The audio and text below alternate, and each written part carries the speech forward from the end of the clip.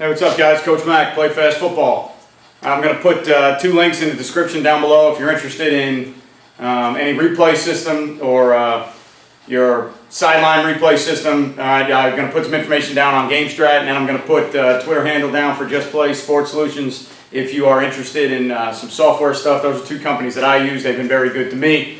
I apologize to some guys out there that don't like some of the intro stuff now. They like the old intro stuff, and they don't like as many of the shout outs or business mentions, but I've been doing this website for 5 years. I've been doing it pretty much completely for free, and in that time I now have an 11-year-old and an 8-year-old that dance 4 days a week, competitive dance teams. That stuff gets kind of expensive, so sometimes you gotta take care of some other people that'll take care of you. So if you're not interested in the business stuff, fast forward or skip or do whatever you want to, but for those of you that might be interested in replay system, GameStrat is what we're going to be using this year. And then for some software solutions and playbook stuff, Just Play is what we are going to be using this year.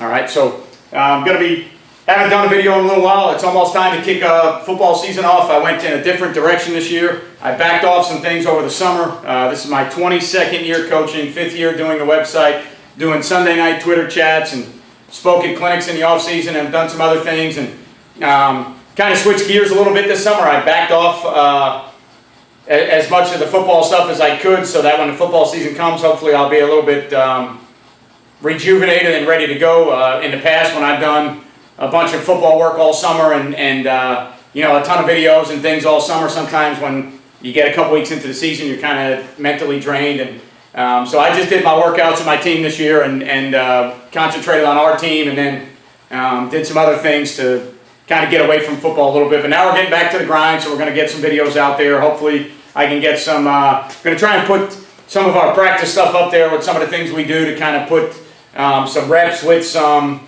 chalkboard stuff, since most of the videos we've done have been all X's and O's and chalkboard stuff. So hopefully you guys are all getting ready to crank it up soon, and you're all getting excited.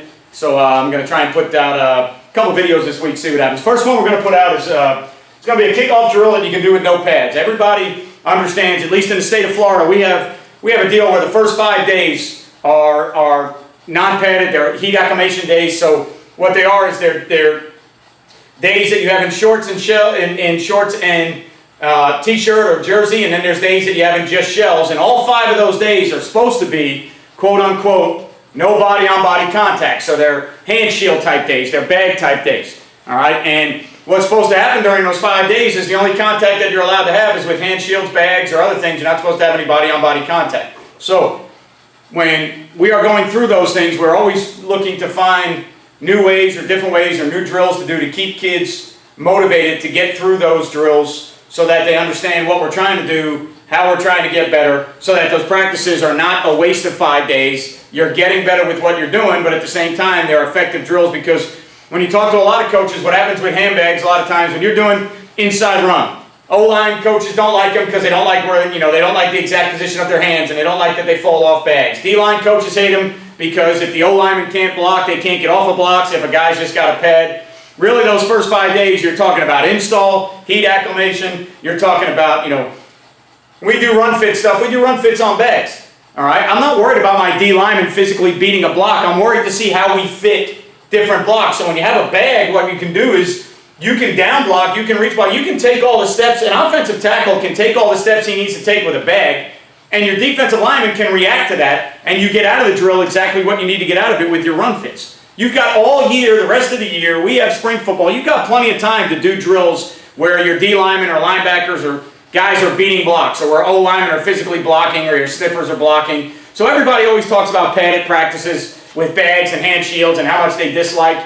They don't feel like it's a good look. They don't feel like it serves a purpose. So we're always looking for ways to do drills with bags, and during those heat acclimation practices. All right, even when we get to shells with shoulder pads and helmet, you still can't go live. It can't be body on body. So there's got to be a hand shield or a pad between the areas of contact. All right, so one of the things that we like to do is we like to try and emphasize special teams during that period, so that we can get our kids running around, moving around, get as many kids involved in the drill as possible, but we can also get some things effectively done on a hand shield that we don't feel like are, quote unquote, a waste of time. Okay, so what we're going to talk about is a kickoff drill that you can do with no pads on because you're going to use just bags. And you're going to get multiple things accomplished, and you're going to be able to use a lot of different kids. So, for instance, we're going to use a kicker, okay, and then I've got 4 guys up as gunners, 2 on each side. All right, so the first thing we're going to get accomplished is our kicker is physically going to kick the ball, and he's going to take his approach to the ball.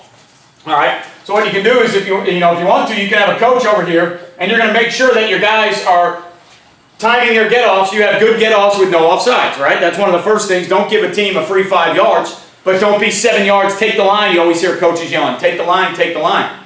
All right, but don't take the line to where you give them a free 5 yards because they're offsides. All right, so have a coach there. So now we have a kicker taking his steps, taking his approach, kicking the ball, and physically getting reps kicking the ball. And we have gunners that might possibly be on kickoff team. All right, and what we do is we use all of our skill players, fullbacks, linebackers, DBs, safeties, wideouts, running backs. Everybody but quarterbacks and linemen are going to be in this drill because they all might be potential kickoff guys.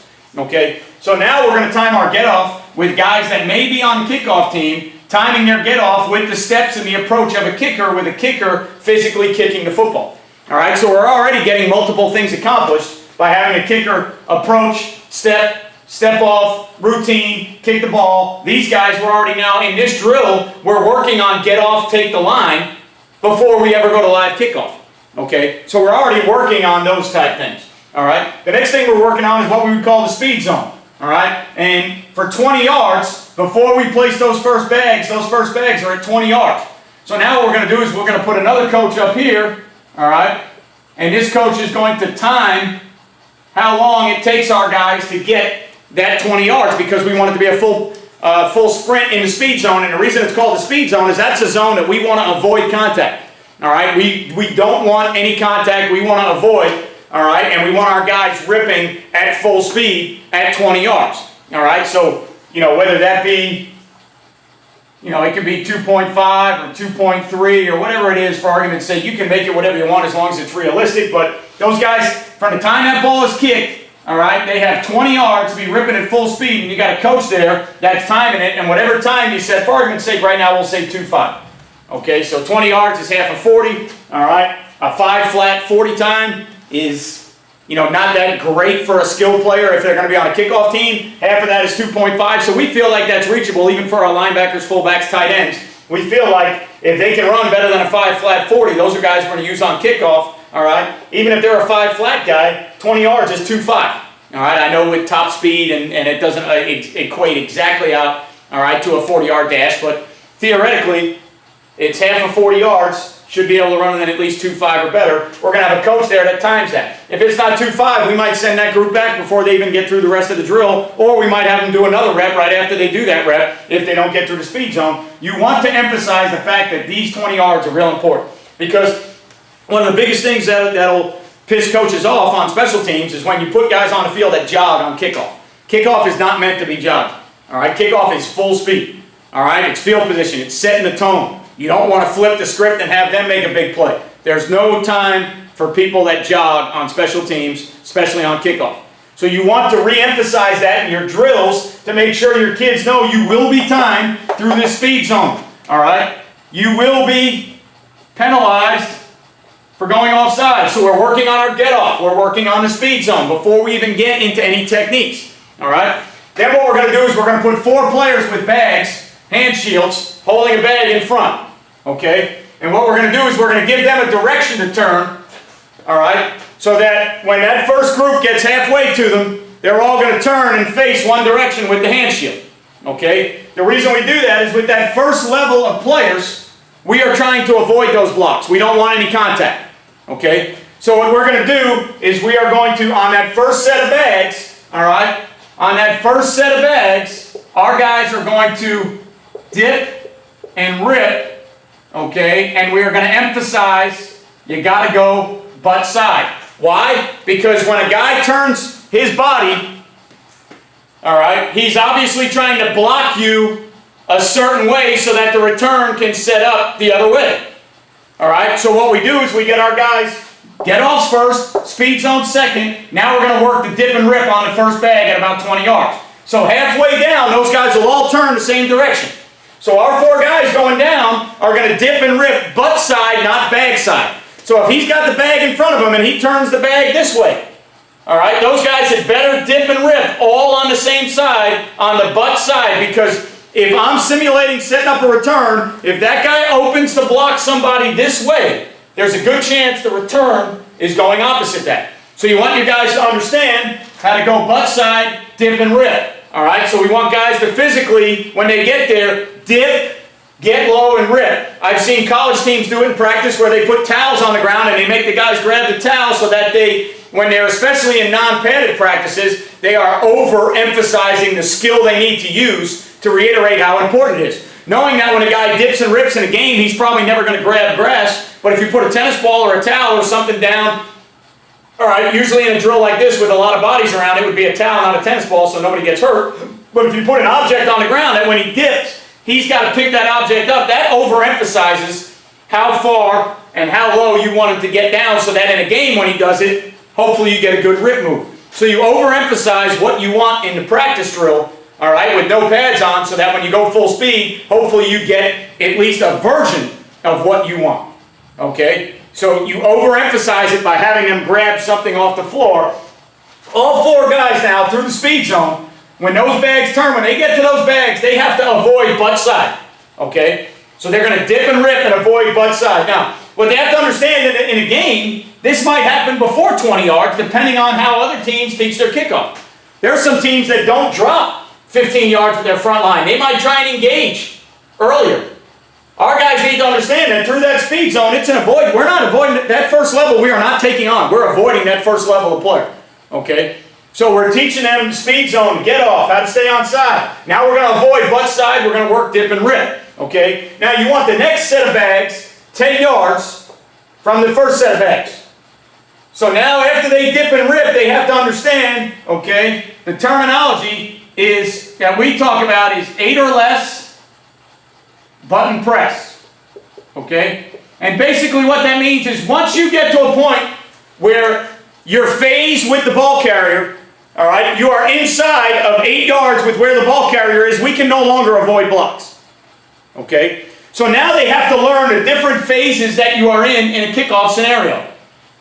Get off, speed zone, avoid butt side, dip and rip. Now we're 8 or less button press. So now they all have to physically take this bag on with 2 hands, all right, and hopefully face mask up, butt, and press the bag out, okay? So now you've got get off, speed zone, avoid butt side, dip and rip. Now you've got an 8 or less butter press on bags, right? So working on bags, we're doing all the things that are legal for us to do, all right? There's no body-on-body contact, all right? So at this point, we've worked all those different things into a kickoff drill.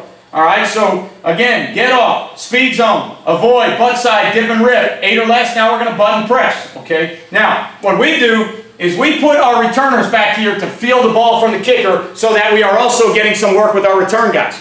So we want returners to physically feel the kick, but we don't use them in the drill. We use a coach, all right, as the rabbit. Because when you use a player in the drill and you're just doing a drill, they're always going to try and win the drill and they're going to juke and shake and go all over the place, and that's not what we're looking for.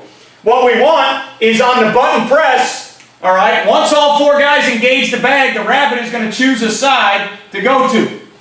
So you want a coach to do that has the wherewithal to wait for all 4 bodies to button press, and then he knows he's going to go in a direction and he's just going to continue in a direction. He is not going to, all right, juke, shake, stock, go back around, all right? That's what a kid will do if they're in a drill. So the coach, as the rabbit, waits for all 4 bodies to button press, engage the bag. Now what's going to happen is whatever side that ball carrier goes to, that's the side of the bag we want to escape on, okay? So if the rabbit was traveling, all right, as you look at the board, you're looking at the board. If the rabbit was traveling to our left, his right, our left, every player should now, all right, escape the side that the returner went. Now what we're looking for after we escape, and normally we use either a push-pull or some type of, all right, pull-through with the front hand. So if the ball carrier went that way and I had the bag button pressed, okay, I would pull with that front hand and drag, uppercut my backhand through so that I avoid to the side the ball's going, and then we work on the angle we got to take. Now the ball's going this way. Get off the bag, escape, and figure out the angle. So now it should be a tighter contain angle, all right? tighter. This is a longer angle. This is a longer, flatter angle. And then what we make our guys do is all 4 guys have to be able to swoop, near foot, near shoulder. So now what will happen is when we go to converge and we got 4 guys in there, this should be a right foot. And these 2 guys, all right, the 2 guys that are over here with the ball going that way, this should be a left foot swoop for them. Okay, so in other words, if the ball is working towards me, all right, my right foot is the closest, so when I get inside of, all right, 2 to 3 yards, when I can smell his breath, step on his toes, when I've closed that distance, that right foot's going to be up in a swoop. All right, but then these other guys, when they get closer, the ball's going away from me, so it's a left foot. So now they have to know which side the ball's going so that they understand which side to escape on the bag, and then they understand what their angle to the ball is and what near foot, near shoulder when they swoop. So we should end up with 4 guys. We try and get all 4 guys before we stop the drill, all right, to converge on the ball where they can all make a tackle. Okay? All right, now that part of the drill isn't always as realistic because if this ball was going this way, eventually it would turn up and these guys, their angles might slightly change. But again, it's a drill that we're working on, and we're working on individual phases of the kickoff. We're working on get off, approach, actually kicking the ball, taking the line, speed zone, avoid, butt side dip and rip, 8 or less button press, escape off of that, angle, near foot, near shoulder swoop. So you're really working on 6 to 8 different things within the drill. You're getting a lot of work. Returners are fielding balls, they're just not returning them. Okay? So you're working on a lot of different things, all right, with no pads on. It's not physical. There's nobody not worried about concussions and getting guys hurt. All right? You're going through what you need to do on kickoff to get guys to understand. It's also a great drill to do with JV players because they've never heard, a lot of times, they've never heard of any of these things. Okay? They've never heard of the speed zone area and where the speed zone is and how to avoid butt side. If you've got good junior high programs and good Pop Warner programs, then, you know, they've been coached and stuff like that. Now it's easy, you just polish it up. But a lot of times when you get a kid in 9th grade and you teach this drill, you got to teach them how to do the drill because they don't understand that kickoff, like anything else, there's a method to the madness. All right, kickoff is not run down wherever you want to run and go chase the ball. That's not how it fits with 11 guys doing their own thing. All right, kickoff has jobs, and kickoff you're trying to get the ball to go in a certain place, and you're trying to get guys to funnel the ball into a certain spot, and you're trying to get guys to win with a certain pad level to keep the ball on a certain spot. Okay, so a lot of times this drill is not only great for your varsity players, but it's great for your JV players to introduce all the terms you want to talk to them about in kickoff. Talk to them about owning the line, getting off, speed zone. All right? Make them understand that they got to sprint in under 2.5 yards and 20 yards. Talk to them about first level avoidance. We don't want to run into people on the first level. Because what's another thing a lot of kids are going to try and do when you put pads on? They're all going to try and see who can run who over. All right? Good kickoff cover guys that are missiles, all right? Or guys that are going to make a ton of tackles, they're going to avoid first level players. They're not running over people. They know the difference. They know that if they run over a player at 15 yards, it slows them down to go down and make a play. Okay? So the guys in the NFL understand if kickoff is their job and that's how they pay their bills and put food on the table, I don't want to run this guy over. I want to avoid his big ass so I can get down and make a play. As I get closer to the ball, 8 or less, now I have to butter press because if inside 8 yards, if I go around the block, I just made the block for that player and I gave the returner a lane to run. So now when I get inside 8 or less, I got a button press. Let the returner tell me what's going on. Disengage, escape from that, all right, and then make a play. So now we've got a button press, we've got an escape or a disengage, okay. We've got a block destruction going on, and then we've got an angle to the ball, we've got a near foot, near shoulder swoop. So we got a lot of skills going on, we're getting a lot of things done. You do it, once your kids know how to do it, you got 4 going here, 4 on a bag, 4 on a bag, a guy kicking, returners up, all right? So you've got 4, 8, 12 guys, 2 returners is 14, a kicker is 15. You know, you might have 15 guys going at a time. You get the drill going, coaches know what they're doing. These guys just keep rotating, all right? You can get 1, 2, 3, 4, 8, the 12 involved outside of the returners and the kicker. You can be rotating those 12 through, and in a 10, 15 minute period, you can get a ton of reps with these guys just knowing where they're going. Hey, bags go to here, these bags go to the end of the line. All right, after you go as a missile, you come to the first bag goes to the second bag goes to the end of the line. You get yourself a rotation going, and now you're just ripping it. You got your coaches here for offside, you got your coaches here time and speed zone, you got your coach here as a rabbit, you got a coach back here maybe talking to returners, maybe if you're fortunate enough, you got a kicking coach talking to the kicker. You might be working deep right, deep left, sky right, sky left, so your kicker's doing different things. So you got a lot of guys involved, and you're getting a lot of things done. No contact, no pads, working all on hand shields, okay? And the best thing is you're teaching a game within a game, because kids don't understand special teams is about 1/3 of the game. It's extremely important, and kickoff isn't much different than offense or defense. There's a method to how you execute to be a good kickoff team, okay? Yeah, it takes guys that love contact. Yeah, it takes guys that want to run around. Okay, but at the same time, it takes guys that can think a little bit to know how to get through the speed zone, how to get through, all right, an avoidance zone or a no contact zone where we don't want to take blocks on, how to avoid butt side because that's where returns are going, all right. A lot of kids that run down the field don't even look at what the blocker in front of them is doing. So when a blocker sets up this way, a lot of them just keep running this way and let the blocker block them there, and they let the return go where the return team wants it. They don't process a lot of that stuff. They don't think about it. Okay, so you got to get kids to think while they're running down the field full speed. It's a good chance to evaluate kids. There's no pads on yet. Evaluate who can run down the field. Who looks good running down the field. Who understands directions. Okay, who can avoid, who can button press, who can take an angle. All right, teach kids how to hold bags properly, because you're going to, in those first couple days, you're going to need kids to hold bags. So now you can teach them how to hold bag properly and give enough resistance on the button press so you don't just throw the bag up, all right, and stand there. They give enough resistance on the pad so you're getting work. Make sure the front four guys listen to directions so they all turn the same way, so you got guys avoiding, all right, butt side, so you don't have guys colliding when they avoid, because the two guys in the middle turn opposite ways and we're avoiding to the butt. Okay, there's a lot of teaching going on, all right, a lot of words that you want kids to understand, so that as you're doing a drill later on, you want those kids, they just hear it and they know. Hey, you got to avoid butt side. Hey, we need to dip and rip. All right, hey, get lower on the dip and rip. Hey, 8 or less button press. Okay, hey, near foot, near shoulder. Where should your swoop be? What's your leverage? What pad are you trying to win on? Where's that ball trying to go? So those are all things you can talk about that when you're talking through it, and as the drill's going, plus you can get multiple coaches involved. Worst thing when you're doing special teams, you got 6 coaches that stand on the side, and if they're not involved, all right, they're not doing anything. So as a coach, get them involved and give them a position. Hey, coach, you got offsides, you've got speed zone. Coach, you're the rabbit. You know, you guys got the guys with the bags or whatever. Make the coaches get involved and coach special teams. If they're involved, they'll listen more. Then maybe eventually those guys take over special teams and they run the drill for you. All right, and as a head coach, you can do, all right, whatever else you need to do, or you can actually go somewhere else and be in a different drill. If your linemen are somewhere else doing an inside run drill or working on a certain blocking team, as a head coach, you might be able to go down there and look at them.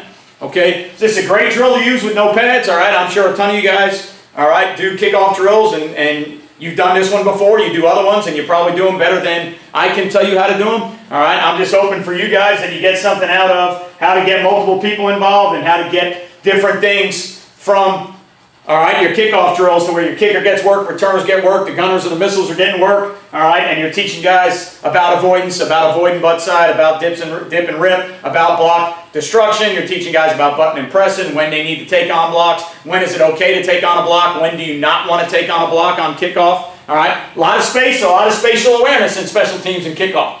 All right, kids are running a long way, they're in space a long time. You got to get them to understand where they are in space, where they are on the field, so that they know what techniques they need to use.